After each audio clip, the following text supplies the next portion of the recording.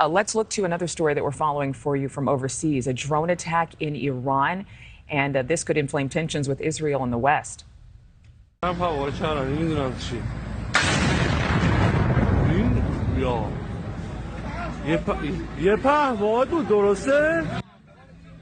New video this morning of an explosion at an ammunition factory in central Iran. While you were sleeping, emerging reports say the U.S. believes that Israel is behind this attack. Tom Dempsey has the latest as we wait for Secretary of State Antony Blinken to meet with the Israeli Prime Minister in just a few hours. Tom. Hey, good morning, Adrienne. Yeah, this morning, this investigation into the drone attack continues to unfold just before U.S. Secretary of State Antony Blinken gets set to visit Israel. No one has come forward to take responsibility for the drone attack, but Reuters reports that it does appear that Israel could be behind it. This drone attack all happened in a city about 200 miles south of Tehran in the center of the country, and it targeted a munitions factory.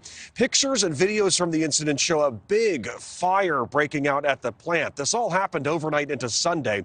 Iranian military leaders say 2 other drones got shot down. A roof at the plant was damaged, but emergency crews reported no injuries or deaths.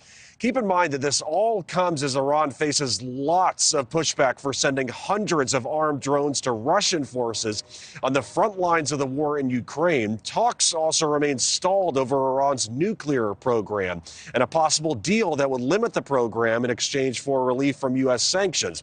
Secretary of State Antony Blinken also remains on schedule for a trip to Israel later today to meet with both the Israeli and Palestinian leaders. You can see footage of his stop in Egypt for this trip, but a recent flare-up of violence has hit the region after Israeli soldiers raided a refugee camp last week and targeted alleged terrorists there. That raid, though, sparked shootings and other flare-ups, including an attack on a synagogue, and it brings lots of concerns ahead of Blinken's trip. Again, on the itinerary for this trip, we'll be meeting with the Israeli Prime Minister as well as the Palestinian president, but Blinken really pushing for peace as this violence brings all sorts of concerns, Adrienne.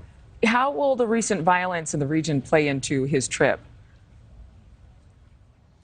Well, 2 key words to remember ahead of Blinken's trip, calm and de-escalation. Expect those to be key words that Blinken mentions. Again, this has been very concerning, this violence that we've seen. You know, shootings have been reported in parts of the country and disputed areas, near or right around Israel. And, Blinken hopes that his presence in the country can bring some peace and maybe, again, de-escalation and calm to some of the violence we're seeing unfold right now, Adrienne. All right, Tom, thank you very much. Thank you for watching. Go to newsnationnow.com to find NewsNation on your television provider. And don't forget to click the red subscribe button below to get more of NewsNation's fact-driven, unbiased coverage.